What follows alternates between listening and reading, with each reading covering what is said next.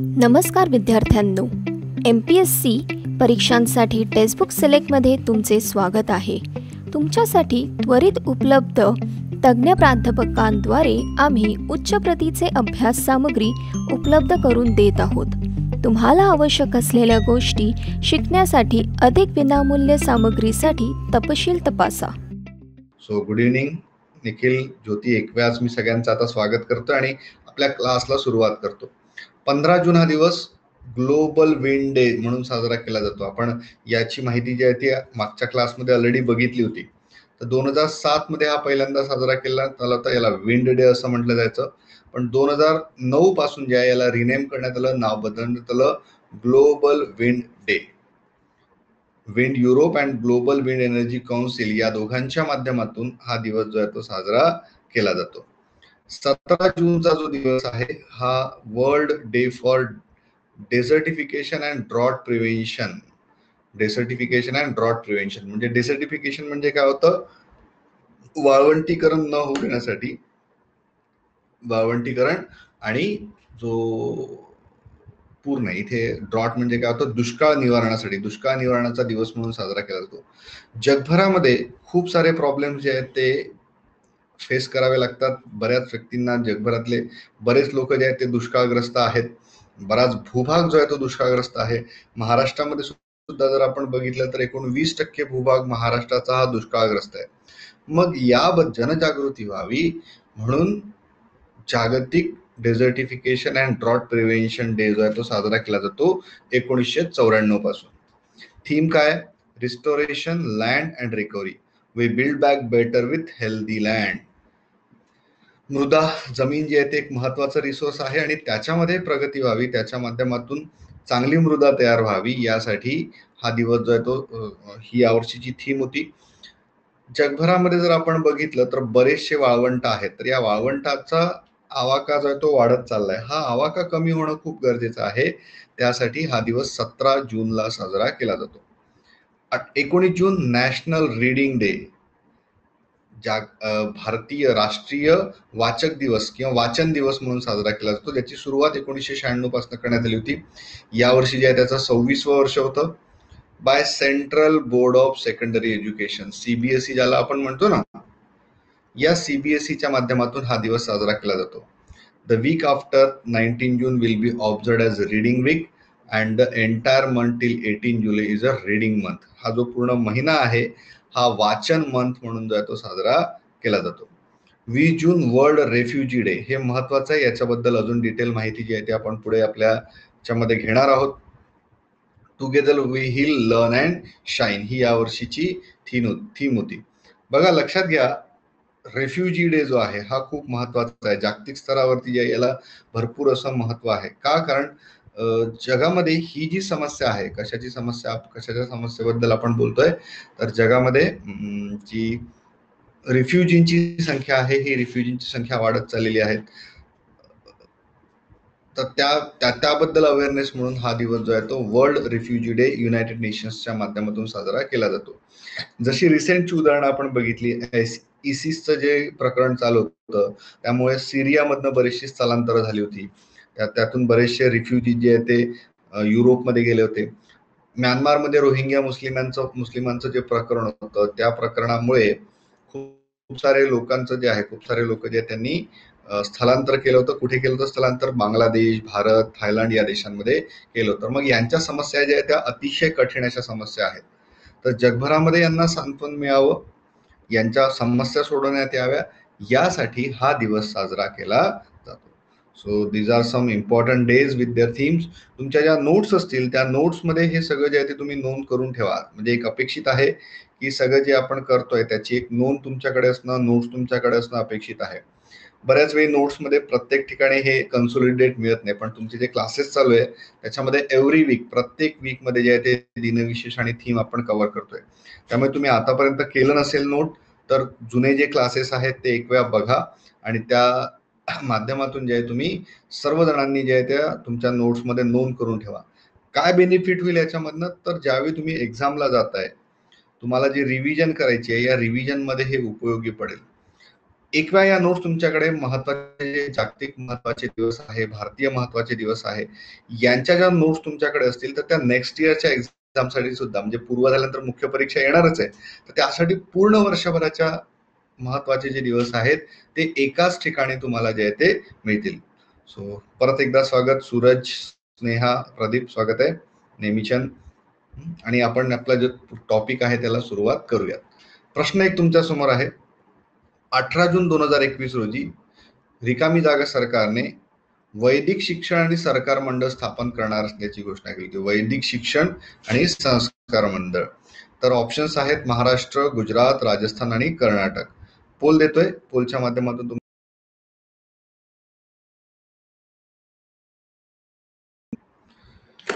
वैदिक शिक्षण जे आहे हे प्राचीन काळामध्ये जी भारतामध्ये शिक्षण प्रणाली होती तिला आपण वैदिक शिक्षण किंवा वैदिक प्रणाली म्हणतो. या वैदिक शिक्षणाच्या वेळी काय होतं रे, तर वैदिक शिक्षणामध्ये प्रामुख्याने जर आपण बघितलं तर गुरुकुल पद्धती जी आहे ती होती आणि त्यामध्ये जे आहे ते पाठांतरावरती जास्त भर होता.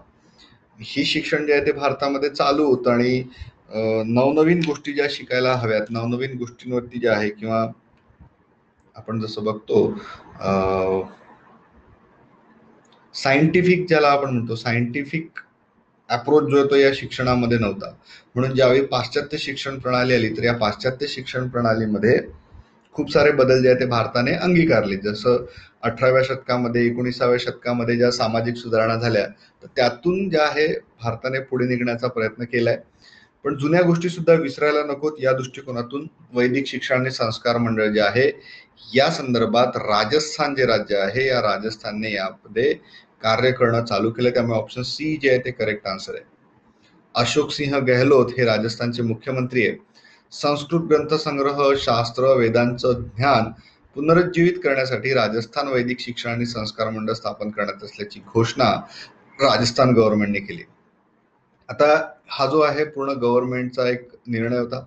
या मंडळाची उद्दिष्ट होती आणि याची कार्यपद्धती निश्चित करण्यासाठी जी एक समिती स्थापन करण्यात आली होती, या समितीने आपला अहवाल जो आहे तो दिलेला आहे. अच्छा, ठीक आहे. कोणाकोणाला नाही येत, ज्यांना पोल येत नाही ना त्यांनी एक वेळा ऍपमधनं बाहेर निघा आणि परत क्लासमध्ये या, म्हणजे पोल जो आहे तो तुम्हाला येत जाईल.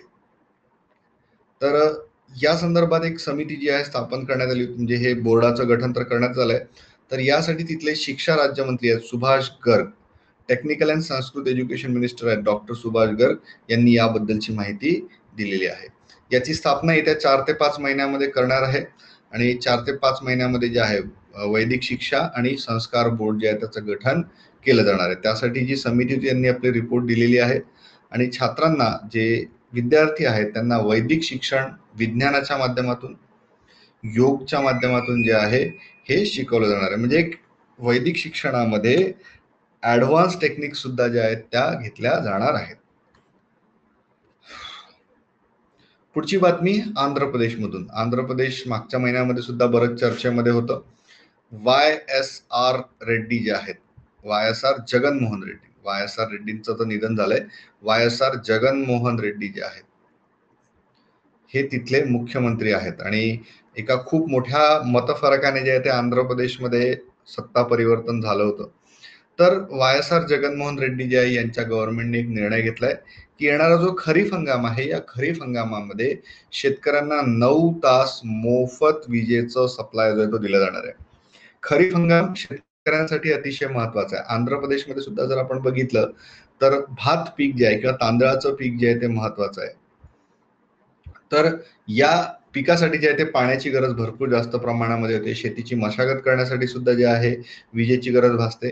तर आंध्र प्रदेशचे ऊर्जा मंत्री बालिनी श्रीनिवास रेड्डी यांनी 14 जूनला सरकारच्या माध्यमातून खरीप हंगामामध्ये दिवसाला 9 तास मोफत वीज पुरवठा, म्हणजे ही 9 तास वीज पुरवठा तर केला जाणार आहे आणि तो सुद्धा मोफत असणार आहे. त्यासाठी 1700 कोटी रुपयांची तरतूद ही गव्हर्नमेंटला करावी लागलेली आहे आणि या संदर्भात सर्व सुविधा ज्या आहेत त्या शेतकऱ्यांना मिळतील. कारण की शेतकरी जर प्रगती करेल तर शेतकऱ्याच्या प्रगतीच्या माध्यमातून किंवा शेतकऱ्याचं उत्पन्न जर वाढलं तर त्याचा इफेक्ट जो आहे तो GDP मध्ये आपल्याला दिसतोच. कारण की शेतमाल किंवा शेतकऱ्यांनी उत्पादित केलेले अन्नधान्य असू द्या किंवा इतर उत्पादन असू द्या, त्याच्यावरती बरीचशी अर्थव्यवस्था आपली अजूनही अवलंबून आहे.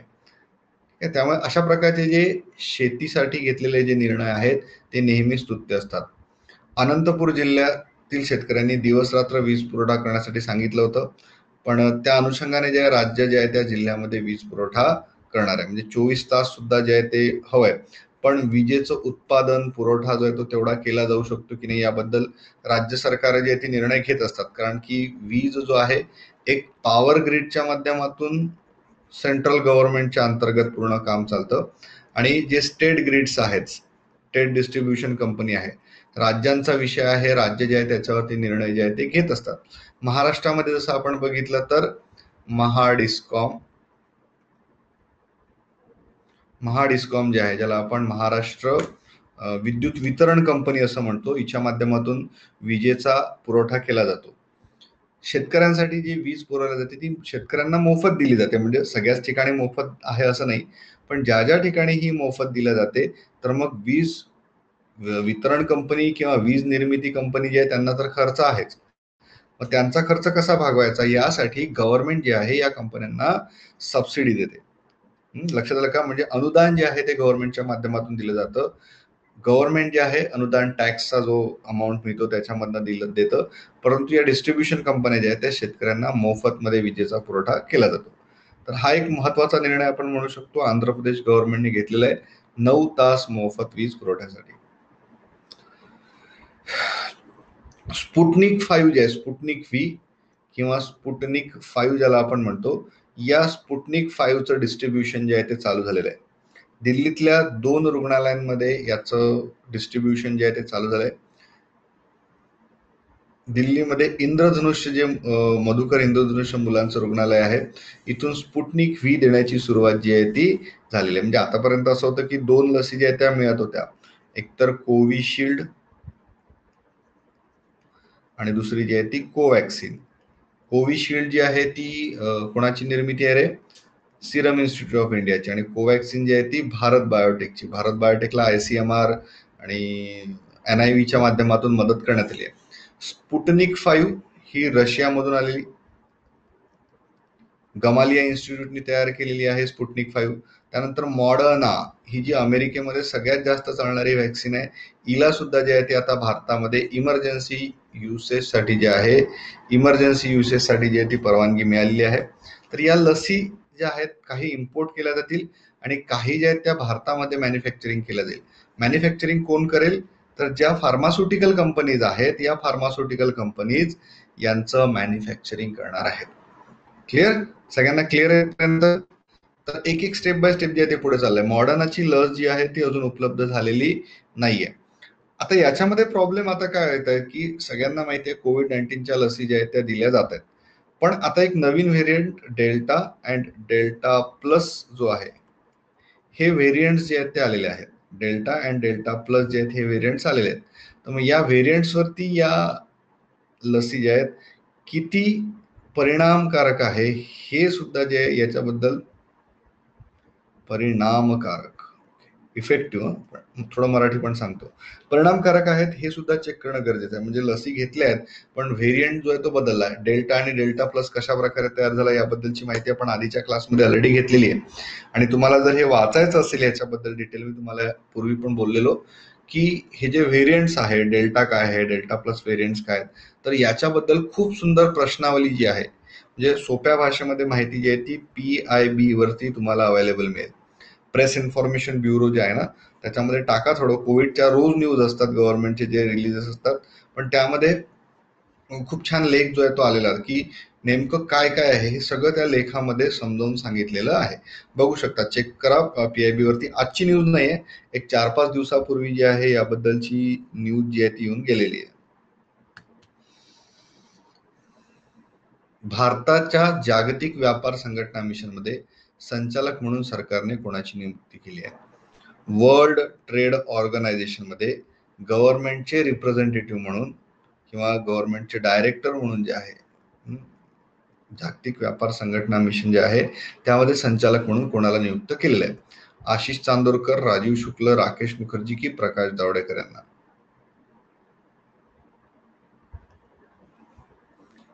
एक मिनिट बेटा, पोल स्टार्ट करतोय आणि आता ज्यांना ज्यांना पोल आला नाही ना त्यांनी मला एक वेळा सांगाल, म्हणजे इथे कमेंट मध्ये टाका की मला पोल आलेला नाहीये.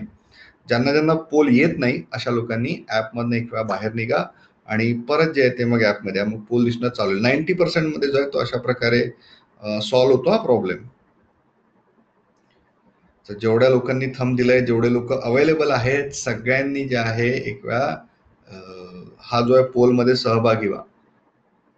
आता बघा, हे जे प्रश्न आहेत ना, एक चालू घडामोडींमध्ये असं होतं की जे लोक रोज करतायत त्याच्यामध्ये तुम्ही ही न्यूज केली असेल तर तुम्हाला त्याचं येईल, पण इथे उत्तर चुकलं तर चालेल.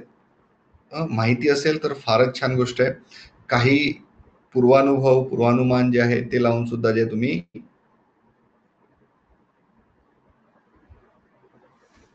तर त्याबद्दल जे आहे तुम्ही ओके ठीक आहे. चला बघूया. तर या प्रश्नाचं करेक्ट आन्सर आहे ते म्हणजे आशिष चांदोरकर. आशिष चांदोरकर यांची नियुक्ती भारत सरकारने WTO मध्ये केलेली आहे, वर्ल्ड ट्रेड ऑर्गनायझेशन.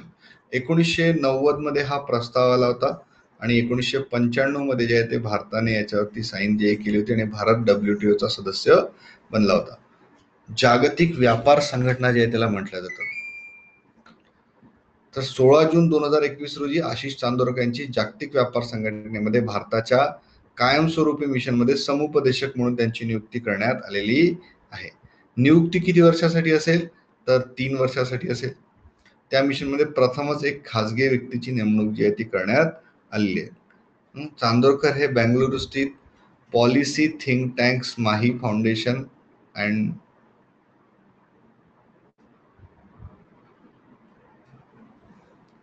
तर चांदोरकर जे आहे ते बेंगळुरू मधल्या कुठल्या policy think tank Mahi foundation and पॉलिसीचे संचालक आहेत. तर यांची नियुक्ती भारताने WTOच्या वर्ल्ड ट्रेड ऑर्गनायझेशनच्या डायरेक्टर मध्ये जी आहे ती केलेली आहे. ही जी जागतिक व्यापार संघटना जिला आपण वर्ल्ड ट्रेड ऑर्गनायझेशन असं म्हणतो, खूप मोठी संस्था आहे. खूप मोठी संस्था काय, जागतिक व्यापारामधले जवळपास सर्व देश जे आहेत जवळपास आहेत तर या संघटनेचे सदस्य आहेत. 1995 ला स्थापना झाली. मुख्यालय जिनिव्हा मध्ये, स्वित्झर्लंड मध्ये.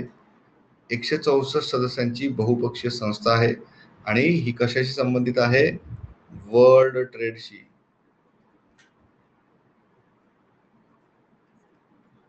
जागतिक व्यापाराशी संबंधित आहे. 1995 पासून भारत जो आहे तो याच्यामध्ये सदस्य म्हणजे झाली तेव्हापासून. एक हा मुद्दा जो आहे ना 1992 93 मध्ये जो आहे हा खूप गाजत होता मुद्दा. थोडस जे एक बॅकग्राऊंड आहे मी सांगतो. म्हणजे आमच्या लहानपणी जे ना आम्ही त्याच्याबद्दल भरपूर ऐकायचो की काय आहे काय. ऍक्च्युली लहानपणी आपल्याला कळत नाही हे काय असतं. खूप म्हणायचे की खूप मोठा प्रस्ताव आहे, पाऊंड क्विंटलचा ग्रंथ आहे, डंकन प्रस्ताव वगैरे असं त्याला म्हणायचं. डंकन त्यावेळी तिथे जे युनायटेड नेशन्सची जी संघटना आहे, युनायटेड नेशन्स मध्ये रिपोर्ट यांनी याच्याबद्दल तयार केला होता. काय झालं, आताचं जग जे आहे ते कसं आहे, व्यापाराचं जग आहे. सर्व देश जे आहेत ते लिबरलायझेशन म्हणा किंवा सर्व देशांमध्ये एक ओपन व्यापार जे आहे हा झालेला आहे. ग्लोबलायझेशन म्हणा किंवा भारताने जे सुधारणावादी नीती अंगीकारल्या होत्या 1991 नंतर जे आहे, जे भारताने धोरण बदललं होतं, तर त्यामध्ये भारताने जे आहे पुढे जाण्यासाठी या WTOचा स्वीकार जो आहे तो केला होता. WTO मेनली काय म्हणतं, WTOचं एक असं म्हणणं आहे की जी जागतिक व्यापार होतं, ह्या जागतिक व्यापार सर्वांसाठी उपयोगी ठरला पाहिजे आणि या व्यापाराच्या माध्यमातून जेवढी जवळीक साधता येईल तेवढं चांगलं आणि प्रत्येक देशाला जे आहे म्हणजे फ्री ट्रेड जो आहे तो सुद्धा चालू राहिला पाहिजे. जगातल्या मोठमोठ्या म्हणजे जवळपास सर्व देशांमध्ये फ्री ट्रेड जो आहे तो असला पाहिजे. तर अशा प्रकारे जे आहे ते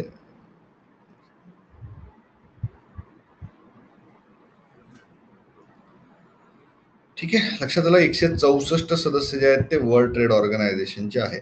महत्वाची संघटना आहे जगातली आणि त्याच्यामध्ये भारताने नियुक्ती केलेली आहे ती म्हणजे आशिष चांदोरकर यांची. बार्बोरा क्रेझिकेवा ह्या ज्या आहेत अशा पहिल्या महिला बनल्या आहेत आफ्टर 2000, म्हणजे जवळपास 21 वर्षानंतर जे आहे एखादी महिला जी आहे ती एकेरी आणि दुहेरी मध्ये विजेती ठरली. फ्रेंच ओपन अतिशय कठीण अशी स्पर्धा जी आहे ती मानली जाते फ्रेंच ओपनची, कारण फ्रेंच ओपनचं जर तुम्ही बघितलं तर ही जी आहे कुठल्या कोर्टवरती खेळल्या जाते रे? कुठला कोर्ट म्हणतात त्याला सांगा? फ्रेंच ओपन थोडी वेगळी स्पर्धा आहे. रोलँड गॅरोस मैदानाचं नाव आहे, रोलँड गॅरोस. कुठे आहे फ्रेंच ओपनचं? ही जी स्पर्धा होते ही पॅरिस मध्ये होते, रोलँड गॅरोस मैदानावरती. ज्या 4 ग्रँड स्लॅम आहेत त्याच्यापैकी सर्वात कठीण, कारण की बऱ्याच जणांना जे आहे ते सर्व स्पर्धा जिंकता येतात, पण फ्रेंच ओपन जे आहे ते जिंकता येत नाही, कारण ही खेळल्या जाते क्ले कोर्टवरती. क्ले कोर्ट किंवा लाल रंगाची जी आहे, लाल रंगाची माती जी आहे ना, तर या मातीसारखं ते कोर्ट असतं. Yes, clay court. Yes, clay कोर्टवरती जे आहे ते खेळलं जातं. आता बघा, या 4 स्पर्धा ज्या आहेत ते आपल्याला पण माहिती असलं पाहिजे की या 4ही स्पर्धा ज्या आहेत त्या कुठे कुठे. सगळ्यात पहिले वर्षामध्ये सुरुवात होते ती होते ऑस्ट्रेलियन ओपन पासून.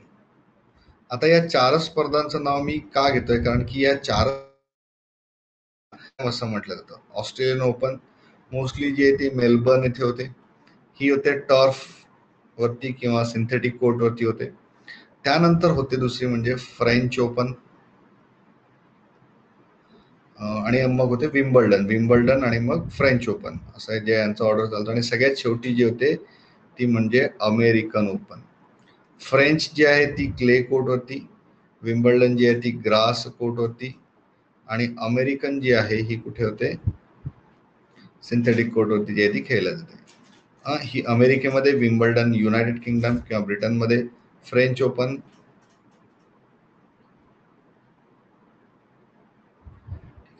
तर बघा, आता हिच्याबद्दलची माहिती घेऊया. बार्बोरा क्रेझिकोवा 2000 मध्ये मेरी पियर्सनं काय केलं होतं, महिला एकेरी आणि दुहेरी स्पर्धा जिंकल्या होत्या. त्यानंतर झेक प्रजासत्ताक, चेक रिपब्लिकची, झेकोस्लोवाकिया ज्याला म्हटलं जातं, तर झेक रिपब्लिकची क्रेझिकोवा जी आहे ती फ्रेंच ओपन मध्ये महिला एकेरी आणि दुहेरीमध्ये तिने ही जी आहे ते जिंकलेलं आहे.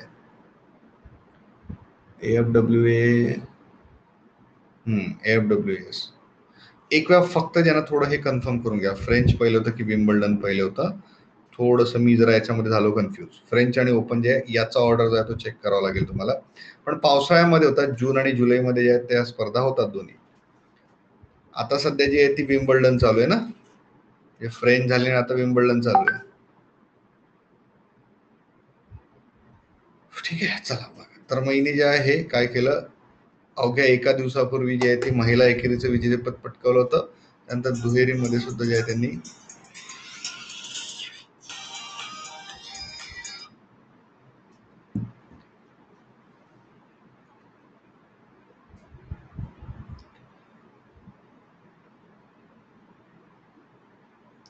दोन हजार 16 मध्ये जे सेरेना विल्यम्सने जे आहे ते एकेरी आणि दुहेरीच्या ग्रँड स्लॅम स्पर्धा जिंकल्या होत्या.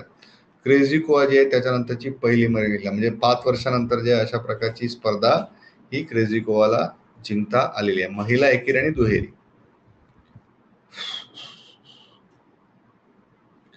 Andhra Pradesh announces ₹25 lakh ex gratia for the family of government doctors who died of COVID-19. बघा, आंध्र प्रदेश सरकारने डॉक्टरांसाठी हा निर्णय घेतलेला आहे. जे डॉक्टर लोक रुग्णसेवा करता करता COVID-19 मुळे मृत्युमुखी पडलेले आहेत,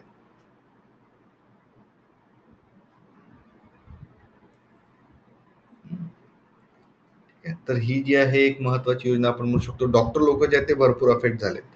आंध्र प्रदेश गव्हर्नमेंटनं COVID-19 मुळे मृत्यू झालेल्या राज्य आरोग्य विभागाच्या डॉक्टर आणि परिचारकांच्या परिवारासाठी 25 लाख आणि 20 लाख रुपये अनुदानाची घोषणा केली. म्हणजे if doctor is going to die, his family will get 25 lakhs. If nurse ज्याला आपण हे म्हणतो ना परिचारिका म्हणतो, तर परिचारिकांना जे आहे ते 20 lakhs रुपीज, 20 लाख असं ऍक्च्युली LAKS असं लिहा म्हटलेलं आहे. 20 लाख रुपयाची मदत जी आहे ती दिली जाणार आहे.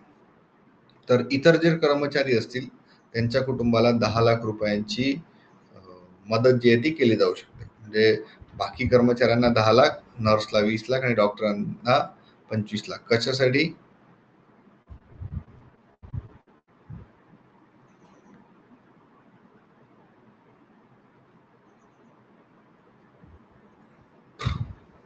ठीक आहे, चला जाऊया आपण पुढच्या न्यूज वरती. Global deaths due to COVID-19 surpass 4 million. 40 lakh deaths जे आहेत या COVID-19 मध्ये झाल्या. रॉयटर्स नावाचं वृत्तपत्र आहे, त्यांनी एक त्यांचा अहवाल जो आहे तो सादर केला. त्यामध्ये असं म्हटलंय की कोरोना व्हायरस साथीचा रोग सर्व देशभर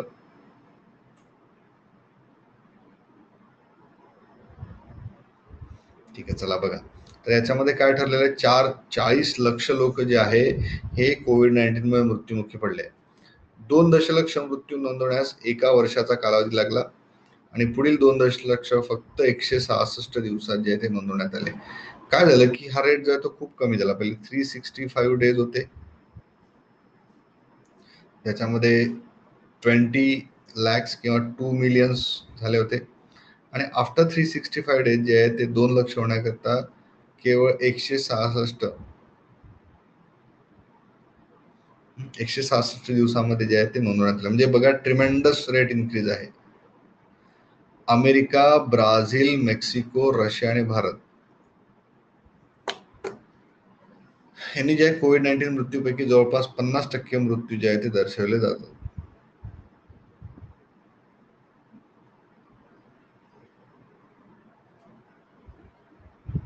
ठीक आहे, चला जाऊया पुढे. 4 दशलक्ष मृत्यू. Land for life.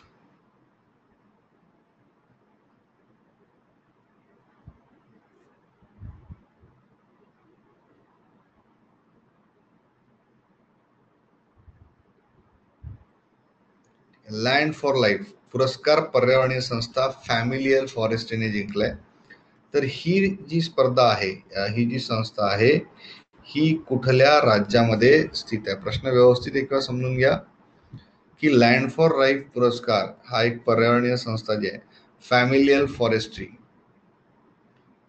पर्यावरणीय पुरस्कार फॅमिलियल फॉरेस्ट्रीने जिंकलाय.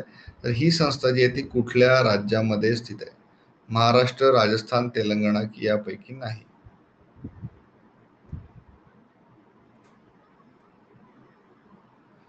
पोल देतोय. पोल येत नाही रे. हा, येतोय. येस, पोल मध्ये उत्तर द्या.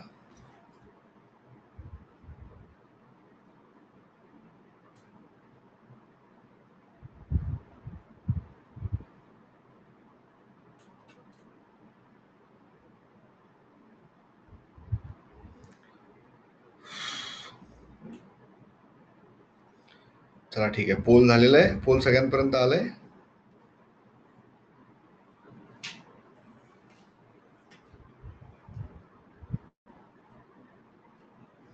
सगळ्यांनी पार्टिसिपेट करा पोल मध्ये.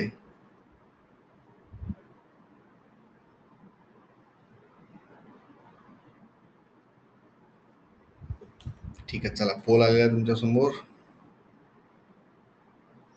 आणि मोस्टली आन्सर जे ते रॉंग मिळालं. याच्यामध्ये उत्तर आहे ते म्हणजे राजस्थान. 2021चा लँड फॉर लाईफ हा पुरस्कार राजस्थानच्या familiar forestry, land for life पुरस्कार जो आहे तो फॅमिलियर फॉरेस्ट्री मध्ये जिंकलाय.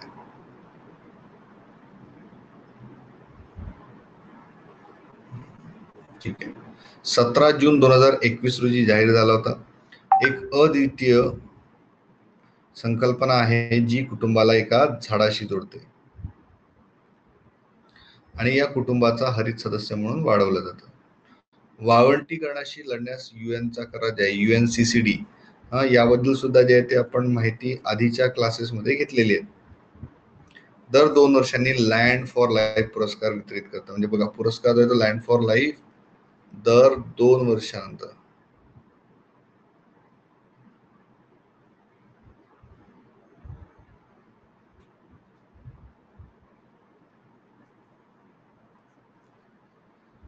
बघा, 21 ची संकल्पना काय होती? निरोगी जमीन निरोगी जीवन. या पुरस्काराची सुरुवात 2011च्या UNCCTच्या 10व्या बैठकीत झाली होती. पुरस्कार जो आहे तो जमीन संवर्धन आणि जीर्णोद्धारामध्ये जगातील सर्वोच्च पुरस्कार जो आहे तो मानला जातो.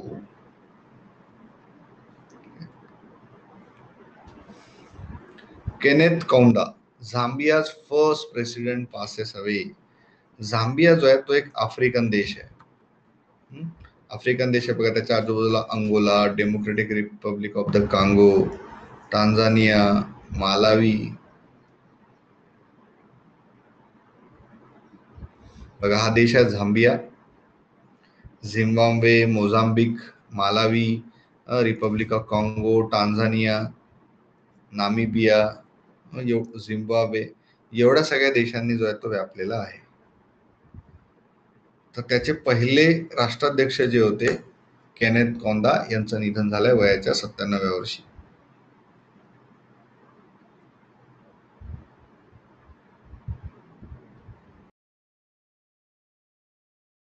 झांबियाचे 1964 ते 91च्या दरम्यान जे आहे ते अध्यक्ष होते आणि एवढे वर्ष जे आहे ते लोकशाहीद्वारे निवडले गेले होते. लोकशाहीद्वारे निवडण्यात आलेले ते पहिले अध्यक्ष होते. आणि झांबियाचे सध्याचे अध्यक्ष कोण आहे? Edgar Lungu. एडगर लुंगू जे आहेत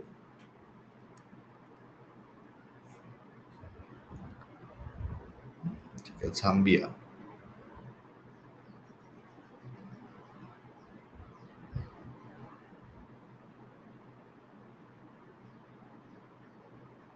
चला बघूया पुढचं. तर याचे जे आहेत ते पहिले राष्ट्रपती. नाव लक्षात ठेवा, केनेथ कौंदा. आता हे जे आहेत ना, जे पहिले राष्ट्राध्यक्ष वगैरे आहेत यांचं निधन होतं. आता जो एक काळ आपण बघितला आधीचा 1950च्या आसपास जे आहे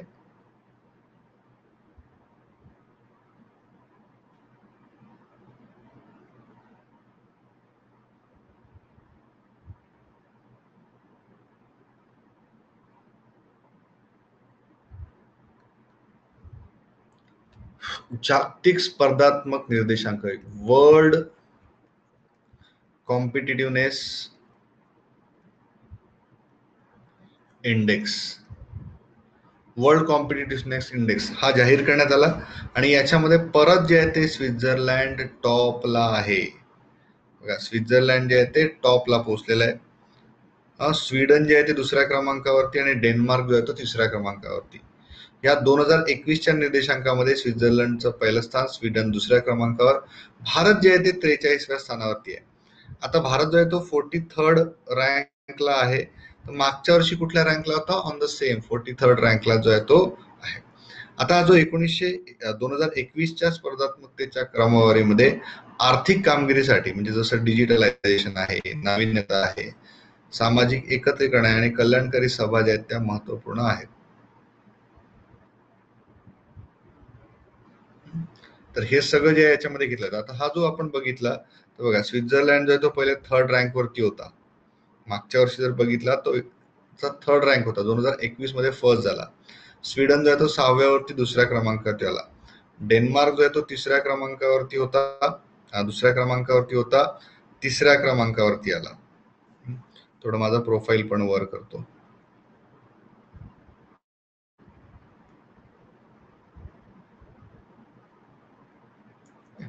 त्यानंतर नेदरलँड चौथ्याच क्रमांकावरती आहे. जो सिंगापूर पहिल्या क्रमांकावरती होता त्याचं स्थान जे आहे ते आता 5वं झालंय. बरंचसं स्थान जे आहे ते डाऊन झालेलं आहे. The changes in ranking this year point to countries have been better prepared for pandemic. म्हणजे ज्या देशांनी जो आता हा पॅन्डेमिक होता ना, या pandemic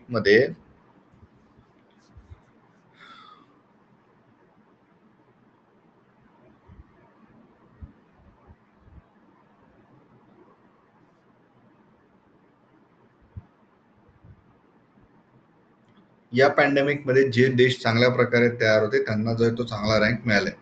the number of countries participate in ranking. बघा, 2013 मध्ये जर भारताचा बघितला तर 40वा रँक होता. मग सतत जी आहे ती घसरण आहे. एक वर्ष जो आहे तो वाढला, 41 झाला. आणि मग 2019 पासून 19-20-21 मध्ये भारताचा सातत्याने क्रमांक जर आपण बघतोय तर हा 43वा क्रमांक आहे. यावर्षी Switzerland, Sweden, Denmark, Netherland, Singapore, Norway, हाँगकाँग, तायवान, UAE आणि USA 10व्या क्रमांकावरती आहे. आता हे जे आहे ते कशा प्रकारे मोजलं जातं वर्ल्ड कॉम्पिटिटिव्हनेस इंडेक्स? तर जगभरामध्ये काय गरजेचं आहे रे बेटा? कुठलाही व्यापार चांगला चालायचा असेल तर एक हेल्दी कॉम्पिटिशन जे आहे ते गरजेचं आहे.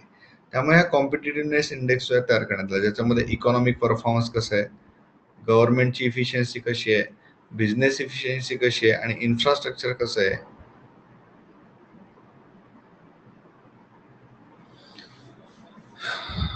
तर हे जे आहे सगळे परफॉर्मन्स याच्यामध्ये घेण्यात आले होते आणि त्याच्यामधून जो पहिला देश झालेला पहिला क्रमांक हा स्वित्झर्लंडचा आलेला आहे.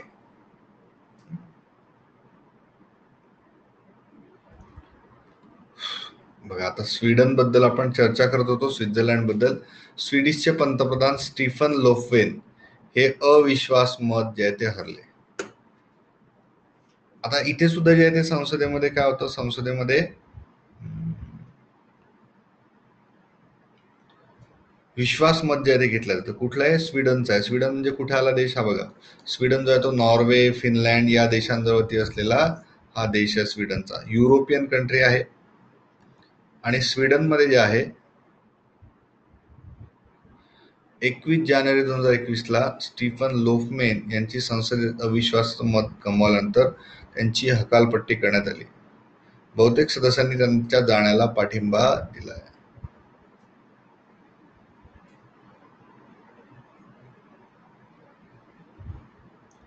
ठीक आहे, तर स्टीफन लोफेन जे होते, अविश्वास ठराव संसदेने जे आहे ते अनुमत देताना 181 मतांच्या विरुद्ध जे आहे 349 पैकी 181 मत जे त्यांना मिळाले. तर स्वीडनचे पंतप्रधान स्टीफन लोफेन इथल्या संसदेमध्ये काय झाले, हे हरलेले आहेत. विश्वास मत जे आहे ते हरलेले. ओके, चला, आता जसं मी तुम्हाला बोललेलो की तुम्हाला जे आहे ते आता आपल्या समोर येणार आहेत, बऱ्याचशा गोष्टी ज्या आहेत ते येणार आहेत. आपण याच्याबद्दल जो प्रश्न बघितला होता, निर्वासित दिन जो आहे, जागतिक निर्वासित दिन, world deaf refugee day.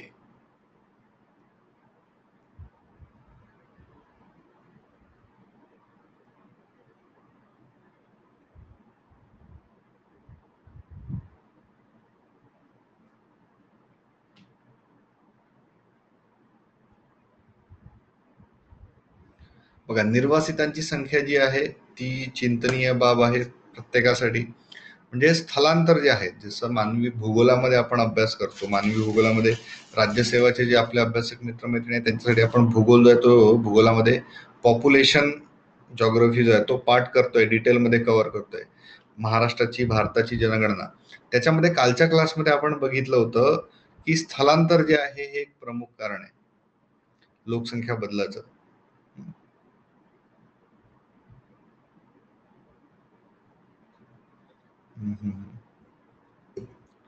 So correct answer yes, 57% लोकांनी जे आहे ते करेक्ट आन्सर दिलेला आहे.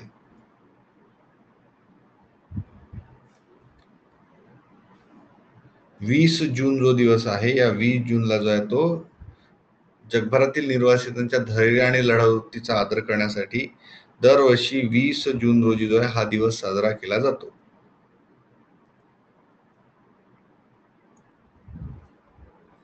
संयुक्त राष्ट्रांमार्फत जागतिक निर्वासित दिन जो आहे तो पाळला जातो. 51 साली झालेल्या निर्वासितांच्या अधिवेशनाच्या 50व्या वर्धापन दिनानिमित्त 20 जून 2001 हा दिवस जो आहे तो पाळण्यात आला होता.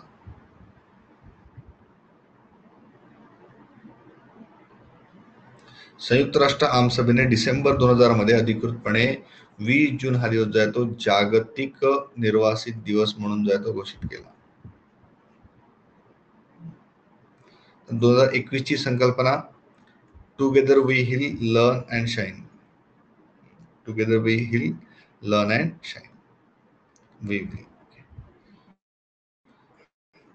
पुढची न्यूज, अमरनाथ यात्रा ही जी आहे ती कॅन्सल करण्यात आली आहे. भारतामधली एक प्रमुख यात्रा जी आहे ती समजली जाते अमरनाथ यात्रा. अमरनाथ गुहेमध्ये जे आहे ते दर्शनासाठी गेल्या यात्रा असते. बराचसा प्रवास जो आहे तो चीन, तिबेट या ठिकाणाहून सुद्धा जो आहे तो करावा लागतो कैलाश मानसरोवरसाठी. तर ही जी अमरनाथ यात्रा जी असते ही काश्मीरमध्ये असते. पण कोविड-19च्या साथीमुळे जम्मू काश्मीर गव्हर्नमेंटने ही रद्द करण्याचा निर्णय घेतला. आता जवळपास उन्हाळ्याच्या शेवटी शेवटी जी आहे ती चालू होते आणि रक्षाबंधन जेव्हा आपण म्हणतो ना, नारळी पौर्णिमा, तोपर्यंत त्या जवळपास तिथे ही असते.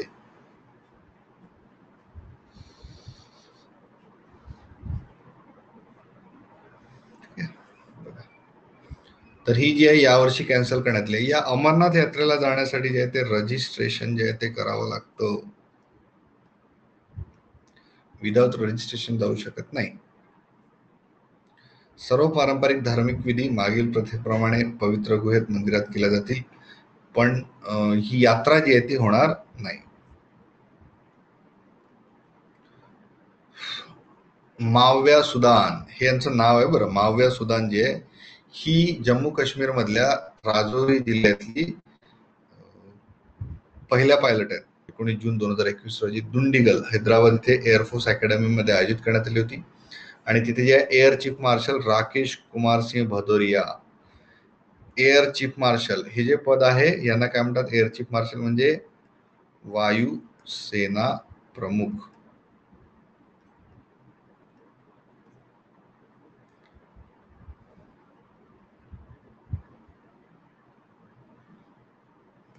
ठीक आहे, चला बघा पुढच्या ह्याच्यात जाऊयात. टोकियो ऑलिम्पिक येत्या काही आठवड्यांमध्ये टोकियो हे जे ऑलिम्पिक जे आहेत ते चालू होणार आहेत. टोकियो ऑलिम्पिक जे आहेत हे जपानची राजधानी टोकियोमध्ये होणार आहेत. ऍक्च्युली मागच्याच वर्षी होणार होते, पण पॅन्डेमिकमुळे जे त्यांना पुढे ढकलण्यात आलेले आहे.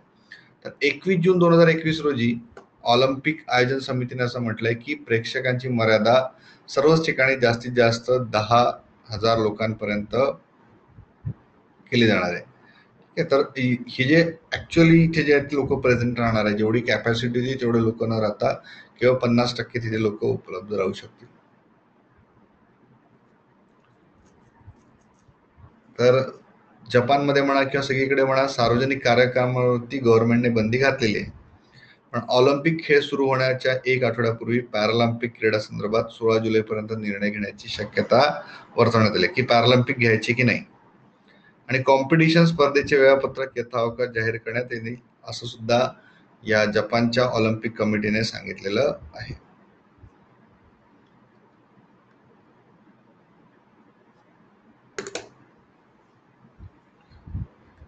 भारताचे गृहमंत्री अमित शहा जे आहेत यांनी काही म्हटलेलं आहे ते म्हणजे येत्या जुलै ऑगस्ट पर्यंत जे आहे ही जी लसीकरणाची प्रक्रिया जी आहे ही अजून जास्त प्रमाणामध्ये वाढवली जाणार आहे. केंद्रीय गृहमंत्री अमित शहा जुलै ऑगस्ट मध्ये लसीकरण प्रक्रियेस वेग देण्यासाठी केंद्राने सर्व व्यवस्था केली आहे. केंद्रीकृत मोफत लसीकरण धोरण 21 जून 2021 रोजी सुरू झालं. त्या अंतर्गत केंद्र 18 वर्षापेक्षा जास्त वयाच्या सर्व नागरिकांना मोफत लस प्रदान करणार आहे.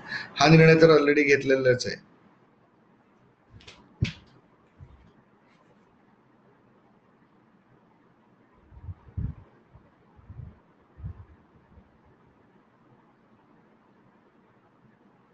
ठीक आहे, चला कोविड-19 वॅक्सिनेशन जुलै आणि ऑगस्ट मध्ये जे ते स्पीडअप होऊ शकतं. म्हणजे जे गव्हर्नमेंटचं टार्गेट आहे लक्षात घ्या. काय टार्गेट आहे? डिसेंबर 2021 पर्यंत 108 कोटी जनतेला जे ते वॅक्सिनेशन करायचं ठरवलेलं आहे. पुढचा प्रश्न, 21 जून हा दिवस खालीलपैकी कोणता दिवस म्हणून साजरा केला जातो? आंतरराष्ट्रीय योग दिन, जागतिक जलविज्ञान दिन, जागतिक मानवतावादी दिन की वरील सर्व?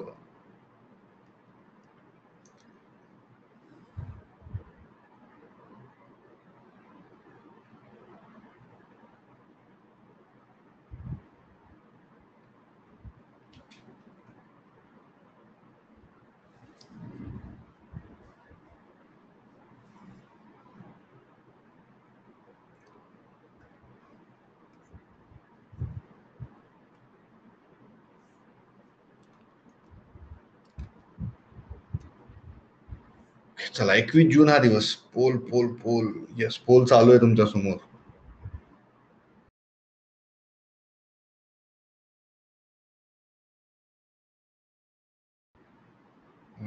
पंतप्रधान नरेंद्र मोदी यांच्या पुढाकाराने जो आहे हा दिवस घेण्यात आलेला होता. सगळ्यात मोठा दिवस असतो, दिनमान जे आहे ते सगळ्यात जास्त असतं या दिवशी, म्हणून हा दिवस जो आहे तो निवडण्यात आलेला आहे जागतिक योग दिनासाठी. जागतिक जलविज्ञान दिवस आणि मानवतावादी दिवस म्हणून सुद्धा जो आहे तो 21 जून जो आहे तो साजरा केला जातो. बघा, आंतरराष्ट्रीय योग दिनाबद्दल थोडी माहिती.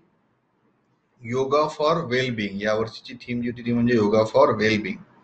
2014 मध्ये आंतरराष्ट्रीय योग दिनाच्या स्थापनेच्या ठरावाच्या मसुद्याचा प्रस्ताव भारताने दिला होता आणि 175 सदस्यांनी या प्रस्तावाला दुजोरा दिला होता. म्हणजे काय झालं की जवळपास 175 सदस्यांनी युनायटेड नेशन्स मध्ये ज्यावेळी म्हटलं की योग दिन साजरा करा, त्याला सगळ्यांनी जो आहे तो मान्यता दिली होती.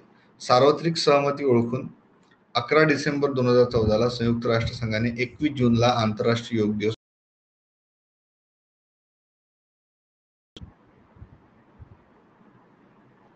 ठीक आहे, तर ही जी आहे 2014 पासून म्हणजे साजरा करण्यात 2015 पासून डिसेंबर मध्ये झालं होतं, त्यामुळे 2015 पासून जो आहे तो आंतरराष्ट्रीय योग दिन जो आहे तो चालू करण्यात आला होता. मध्ये मध्ये येत नसेल पोल कधी कधी. चलो ठीक. जागतिक जलविज्ञान दिवस 21 जूनचा. संकल्पना किंवा थीम, जलविज्ञानातील आंतरराष्ट्रीय सहकार्याची 100 वर्ष. तर 21 जून 2005 रोजी जो आहे जागतिक जलविज्ञान दिन साजरा करण्याचा ठराव जो आहे तो मान्य केला होता आणि 2006 पासून हा दिवस जो आहे तो आंतरराष्ट्रीय जलविज्ञान संघटना यांच्याद्वारे जलवैज्ञानिकांच्या कामाला प्रोत्साहन देण्यासाठी, या जलविज्ञानाचं महत्व प्रसिद्ध करण्यासाठी, तसंच आयएचओचं कार्य जगभर पोहोचवण्यासाठी आयोजित केला जातो हा जो आहे जलविज्ञान दिवस. मानवतावादी दिन हा सुद्धा 21 जूनला. आंतरराष्ट्रीय मानवतावादी आणि नैतिकवादी संघटना NHEU हा जो 1980 पासून हा दिवस जो आहे तो आयोजित करते. मानवतावादी दिन म्हणजे माणसाने माणसासमोर वागावे, तर त्यासाठी जो आहे तो मानवता दिन जो आहे तो साजरा केला जातो.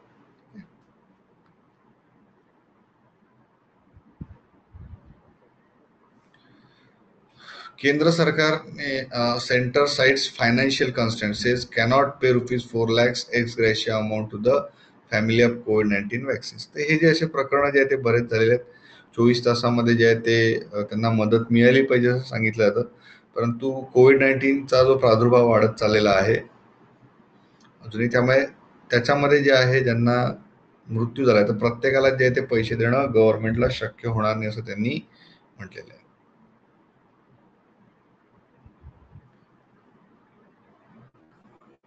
मार्केट रेग्युलेटर ज्याला म्हटलं जातं, SEBI, securities and equities board of India, यांनी काय केलंय, टेक ओव्हर पॅनलची पुनर्रचना केलेली आहे आणि आवश्यक असणारी अनिवार्य ओपन ऑफर मधून सूट मिळण्याच्या सेबीने टेल ओव्हर पॅनलचे नवे सदस्य म्हणून डेल्टॉइट इंडियाचे MD आणि मुख्य कार्यकारी अधिकारी एन व्यंकटरामन यांची नियुक्ती केली आहे. एन व्यंकटरामन कुठे सेबीने केलेली आहे यांची. सेबी जे आहे ते महत्वाचा घटक आहे. बघा, पूर्वीच्या काळामध्ये तुम्ही बघितलं तर शेअर मार्केटचं जे काम आहे, शेअर मार्केटचं जे काम होतं securities and equities board of India ज्याला म्हटलं जातं, तर जे आहे ते असंच अंदाधुंद काम चालायचं. तुम्ही ते स्कॅम 1992 जर सिरीज बघितली असेल तर त्याच्यामध्ये ते हर्षद मेहताचं जे काही प्रकरण होतं त्याबद्दल माहिती दिलेली आहे.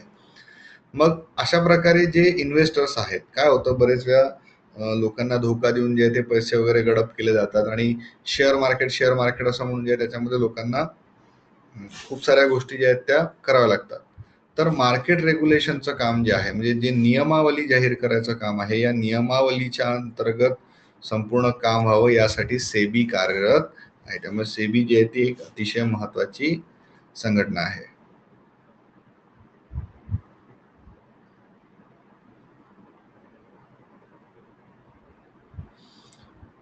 ठीक आहे, तर ही जी आहे याच्यामध्ये एक पॅनलची पुनर्रचना करण्यात आलेली आहे. भारतीय शॉर्टपुट प्लेअर तजिंदर सिंग याला जे आहे ते टोकियो ऑलिम्पिकसाठी पात्र ठरलाय. हा जो प्रकार आहे तो शॉर्टपुट ज्याला आपण म्हणतो, गोळा फेक, पोलीस भरतीची तयारी जे लोक करत असतील त्यांना याच्याबद्दल माहिती आहे सगळं. गोळा फेक जी आहे ही याच्यामध्ये तजिंदर सिंग जे आहे याला टोकियो ऑलिम्पिक मध्ये पास मिळालेला आहे. त्याने 21.94 मीटरच्या थ्रोने ऑलिम्पिक पात्रता पार केली.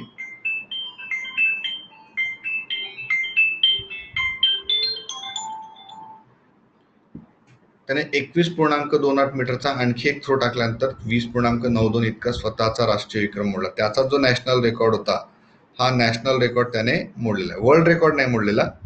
21.49 जे आहे ते त्याने थ्रो केला आणि त्याचा जो रेकॉर्ड होता तो त्याने मोडलेला आहे. नॅशनल रेकॉर्ड होता तजिंदर सिंग. इस्कागॉंग जी आहे ही एक संघटना आहे. ही संघटना काय आहे? केंद्र सरकारने तयार केलेली आहे. 10 जे इन्स्टिट्यूट्स आहेत जे व्हायरसवरती रिसर्च करतात आणि व्हायरसचं रूप कशा प्रकारे बदलतं या संदर्भात जे नवीन व्हेरियंट्स आणि जीनोम होतात, तर या संदर्भात संशोधन करण्यासाठी नाही डीवायएसपी साठी PSIच्या फिजिकल मध्ये होता वाटतं बहुतेक. PSI मध्ये पण आहे की नाही मला आयडिया नाही, पण PSIचं फिजिकल जे आहे ते आता क्वालिफाईंग केलेलं आहे. जी कंबाईनची परीक्षा असते ना त्याच्यामध्ये PSI जे लोक निवडतात. बाकीची जी पदं आहेत त्याच्यासाठी नाहीये, पण मेडिकल टेस्ट जे आहे ते होतील. MPSCच्या माध्यमातून ACP DYSP ही जी पदं भरली जातात ना त्याच्यामध्ये मेडिकल स्ट्रिंजेंट होते थोडी. तर इस्कागॉंगने जे आहे याच्यावरती एक बुलेटिन प्रसिद्ध करणार आहे ज्याच्यामध्ये संपूर्ण माहिती असणार आहे. तर हे जे सेकंड जिनोम आहे SARS-CoV-2 याच्यामध्ये जे चेंजेस होतात, म्युटेशन्स जे होतात, या म्युटेशन्स वरती संशोधन करून त्याबद्दल जे आहे बुलेटिन प्रसिद्ध करणार आहे. ममता बॅनर्जी पश्चिम बंगालच्या मुख्यमंत्री आहेत आणि त्यांनी जे ना एक चर्चा जी आहे ती केलेली आहे. चर्चेला एक वादाला फोडलेला आहे आपण म्हणू शकतो. गंगा नदी जी आहे उत्तर भारतामधून वाहणारी एक प्रमुख नदी. म्हणजे पहिले उत्तराखंड मधनं जी आहे ती शिवालिक टेकड्याच्या पायथ्याशी येते. त्यानंतर जी आहे गंगा नदी UP, बिहार, जे UK पासून सुरुवात होते, UP, बिहार असं करत करत पश्चिम बंगालमध्ये येते. मग मध्ये काय झालं होतं, COVID-19चे बरेचसे मृत्यू UP, बिहार या राज्यांमध्ये झाले होते. मग त्यानंतर जे मृतदेह आहेत या मृतदेहांची विल्हेवाट ही गंगा नदीमध्ये लावण्यात आली होती. म्हणजे पुष्कळशे मृतदेह जे आहेत ते गंगा नदीमध्ये सोडून देण्यात आले होते. अंतिम संस्कार किंवा दहन न करता त्यांना जे ते सोडून देण्यात आलं होतं. त्यामुळे नदीचं पाणी प्रदूषित होतं. आणि कसं आहे की ही नदी शेवटी बंगालमध्ये येते, त्यामुळे बंगालमध्ये सुद्धा जे आहे पुष्कळ मोठ्या प्रमाणामध्ये मृतदेह जे आहे गंगा नदीमध्ये मोठ्या प्रमाणामध्ये तरंगणारे मृतदेह जे आहे ते सापडले होते.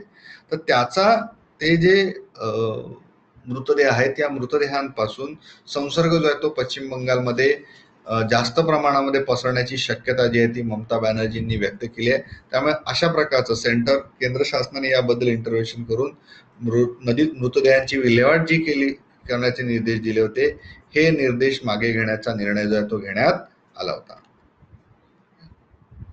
बाफ्टा 2022च्या चित्रपट पुरस्कार सोहळ्याची जी आहे त्यांनी तारीख जी आहे ती आता जाहीर केली आहे की 13 मार्च 2022 रोजी जो आहे हा बाफ्टा चित्रपट पुरस्कार सोहळा जो आहे तो होणार आहे. ऑस्कर नंतरचे सर्वात मोठे पुरस्कार जे ते समजले जातात. UK मध्ये जो आहे तो हा पुरस्कार दिला जातो. British academy of films and television award Oscar नंतरचा सगळ्यात मोठा अवॉर्ड समजला जातो. मागच्या वर्षी जी आहे याच्यावरती बरीचशी टीका करण्यात आली होती. त्यामुळे खूप सारे बदल जे आहेत ते 2021च्या चित्रपट पुरस्कारांसाठी करण्यात आलेले आहेत. तर हे जे आहेत पुरस्कार पुढच्या वर्षी होणार आहे. ऑस्कर नंतर लगेच जे आहेत ते बाफ्टा सुद्धा डिक्लेअर केले जातात. आणि त्यानंतरची जी न्यूज आहे ती म्हणजे अमेरिकेमध्ये जून अखेर जगभरामध्ये 55 दशलक्ष COVID-19च्या लसी ज्या आहेत त्या वितरित केल्या जाणार आहे. अमेरिका जी आहे मॉडर्नाची लस जी आहे ती सध्या फेमस आहे. जॉन्सन अँड जॉन्सन पण तिथे आहे. बऱ्याचशा लसींची निर्मिती होते आणि खूप साऱ्या जनतेचं जे आहे अमेरिकेतल्या बऱ्याचशा जनतेचं हे झालेलं आहे, काय म्हणतात त्याला, वॅक्सिनेशन झालेलं आहे. अंडर वॅक्सिनेशन आहे देश. तर अमेरिका जे आहे जागतिक स्तरावरती लोकांना सुद्धा मदत करणार आहे आणि खूप साऱ्या लसी ज्या आहेत, जवळपास 55 दशलक्ष म्हणजे 5.5 कोटी लसी ज्या आहेत या एक्सपोर्ट करणार आहे. या एक्सपोर्ट ज्या आहेत त्या करणार आहे. एक्सपोर्ट करणार म्हणजे बऱ्याचशा देशांना जे आहे ते मदत करणार आहे. जो बायडेन यांनी या संदर्भात असं हे जे सांगितलेलं आहे. ठीक आहे, तर या काही महत्वाच्या घडामोडी होत्या. If you have any doubt, any details, any requirement, तर तुम्ही जे आहे ते विचारू शकता. यस, फिजिकल आहे ना, PSI ला फिजिकल आहे ना, मी कुठे नाही म्हटलं. PSI जे आहे त्याच्यामध्ये फिजिकल तर खूप इम्पॉर्टंट आहे, त्याला आहे, पण क्वालिफाईंग झालंय. त्याच्यामुळे काय होणार, क्वालिफाईंग झाल्यामुळे त्याचे मार्क्स जे आहे ते टोटल मध्ये कन्सिडर होणार नाही. तुमच्या मेन्सच्या मार्क्स वरती जे आहे ते खूप साऱ्या गोष्टी अवलंबून असणार आहेत. आता म्हणजे जसं तुम्ही आता एक्झाम देणार, कंबाईनची एक्झाम देणार, तर प्री क्लिअर झाल्यानंतर तुम्हाला मेन्स द्यायची आहे आणि मेन्स मध्ये जे आहे तो तुमचा स्कोर इम्पॉर्टंट असेल. कारण जी फिजिकल टेस्ट होती, ही जी फिजिकल टेस्ट आहे, ही physical test it is only qualifying. पहिले जे याचे मार्क्स 100 मार्क्स जे होते ना हे कन्सिडर व्हायचे. आता 35% मार्क जे ते कंपल्सरी, जे काही ठरवलं असेल 35% म्हणजे पास, आपण जसं बोलतो त्याबद्दल मी बोलले, फिजिकली फिट आहे असं कन्सिडर केलं जाणार आहे. पाहिल्याबद्दल धन्यवाद.